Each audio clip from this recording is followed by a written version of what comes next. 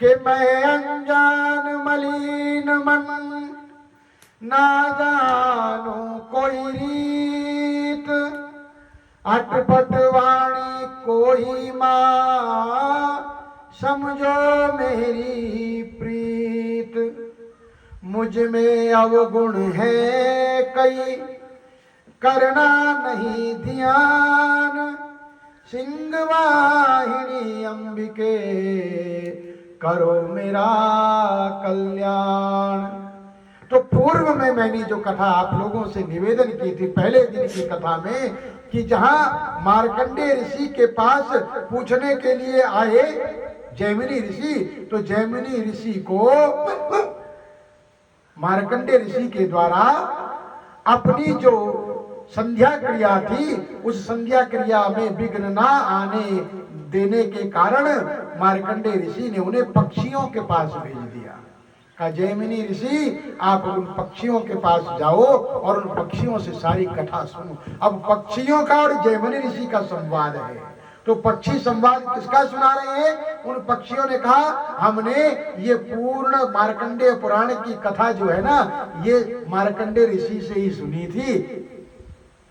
एक बार क्या हुआ, बोले एक बार क्रौष्टुकी ऋषि आए और क्रौष्टुकी ऋषि ने आकर के मार्कंडेय ऋषि से यही प्रश्न किया था जो प्रश्न आप कर रहे हैं। वो सारी कथा मैंने मार्कंडेय ऋषि पुराण के अंतर्गत आपको सुना दी है। क्या सुनाया?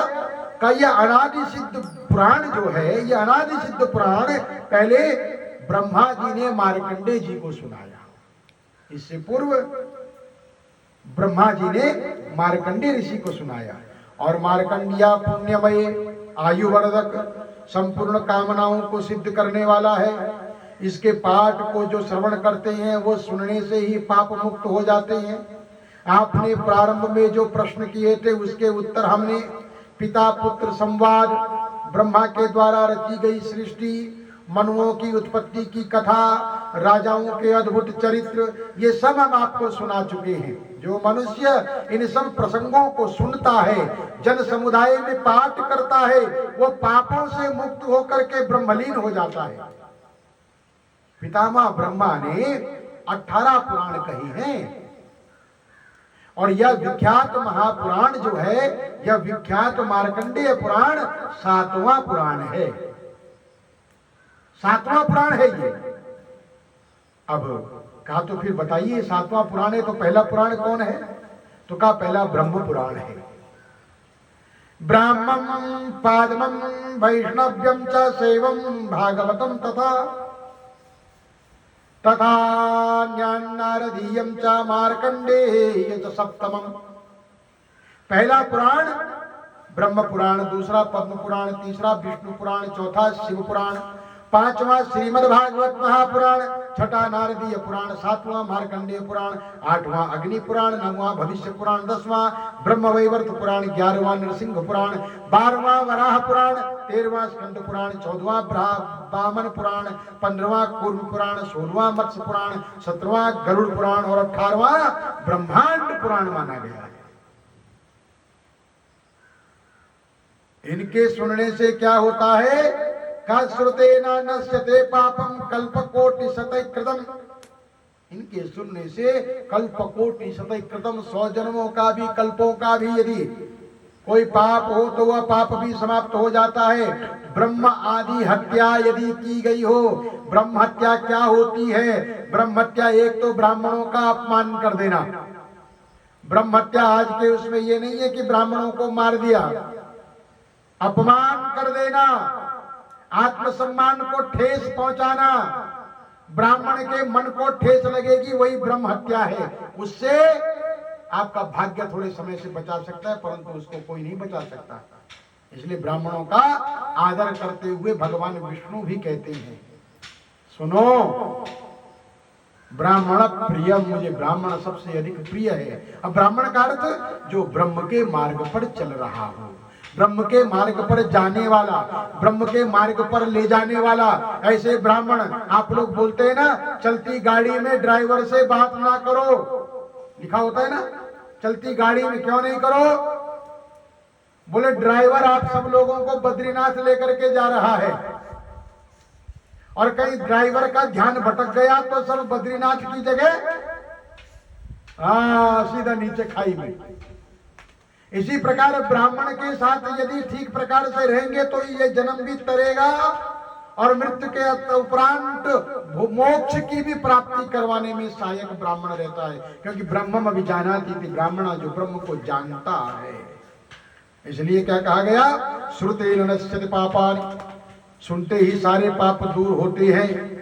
ब्रह्म हत्या, दूसरी ब्रह्म हत्या क्या, जिन्होंने गर्भ में शिशुओं की हत्या की हो, अबॉर्शन जिन्होंने करवा दिया हो, बेटियों को जिन्होंने गर्भ में ही मार दिया हो, गर्भपात कराने वाले, ये सब ब्रह्म हत्या का ही रूप है। ये सारे के सारे समाप्त हो जाते हैं जब ये मार्कंडेय पुराण की कथा या अन्य पुराणों की कथा ध्यान पूर्वक, प्रेम पूर्वक, श्रद्धा पूर्वक सुनी जाती है। और दूसरा इसका लाभ होता है कि बंध्या अथवा मृतवत्सा, कोई बंदिया हो जिसके पुत्र ना हो रहे हो, मृत बच्चा जिसके बच्चे होते ही मर जाते हो, यदि वह यथावत इस पुराण का श्रवण कर ले तो समस्त शुभ लक्षणों से युक्त संपन्न संतान की प्राप्ति होती है। इसके सुनने से क्या होता है, मार्कंडेय पुराण के सुनने से, का श्रवण करने से मनुष्य की आयु बढ़ती है, आरोग्यता आती है, ऐश्वर्य आता है, धन आता है, धान्य आता है, पुत्र पौत्र अक्षय वंश प्राप्त करता है। हे ब्राह्मण, इस प्रकार पुराणों को सुनने के बाद जो आवश्यक कर्तव्य हैं वो कर्तव्य भी सुनो। महात्मा में कहते हैं कि वाचक पुस्तकम पूजयेत पूर्वम वाचकम च तदंतरम, पहले पुस्तक की पूजा करो, उसके बाद वाचक की पूजा करो। जो कथा वाचन करने वाला है, कथा वाचन करने वाला आपके लिए भले ही किसी नाम विशेष का व्यक्ति हो, गोरा काला लूला लंगड़ा जैसा भी हो, परंतु जब वो गद्दी पर बैठता है तब वह व्यक्ति नहीं हो जाता, वह व्यास के सदृश हो जाता है और स्वयं भगवती सरस्वती अनुग्रह करती है, भगवत कृपा अनुग्रह करती है, कथा की देवी अनुग्रह करती है और उसके मुख से मूकम करोति वाचालम पंगुम लंघयते गिरिम, जिसकी कृपा से मूक भी बाचाल हो जाते हैं और जिसकी कृपा से बाचाल मूक हो जाते हैं। कई बार बहुत बोलने वाला भी चुप हो जाता है, नहीं बोल पाता, और कई बार नहीं बोलने वाले को भी मूकम करोति वाचालम पंगुम लंघयते गिरिम यत् कृपात्महं वन्दे परमानंद। उस परमानंद माधव की कृपा से आज इस व्यासासन पर बैठ करके मैंने 9 दिन भगवती की ये सुंदर मार्कंडेय पुराण का अपनी मति बुद्धि के द्वारा, अपने गुरु के आशीर्वाद, संतों की कृपा और भगवती और भगवत कृपा से, आप लोगों, मेरे इष्ट की कृपा से आप लोगों तक इस कथा का मैंने आराधन भी किया, स्वयं श्रवण आनंद भी लिया और वाचन आनंद भी लिया, स्वयं भी आनंद किया। स्वयं में आनंद ना हो तो दूसरे को क्या आनंद दोगे, परंतु स्वयं में यदि आनंद है तो दूसरे को आनंद आप तभी बांट पाएंगे। अपने खिस्से में कुछ नहीं है और बांटने को चले, हाँ? बोले खिस्से में नहीं है ढेला और बीच बाजार में ठेलम ठेला। तो इसलिए गोविंद का ध्यान करके पुष्प गंधमाला वस्त्र नैवेद्य के द्वारा उसका पूजन करें, वाचक की पत्नी सहित पूजा करें, फिर दूध देने वाली गोवत्सा धेनु हरी भरी भूमि स्वर्ण चांदी आदि जो आपके बस में है उसका दान करें और मार्कंडेय पुराण की समाप्ति पर भारी उत्सव कराएं, सब पाप से मुक्त हो जाने वाली गाय का ध्यान करें। बोले मार्कंडेय पुराण की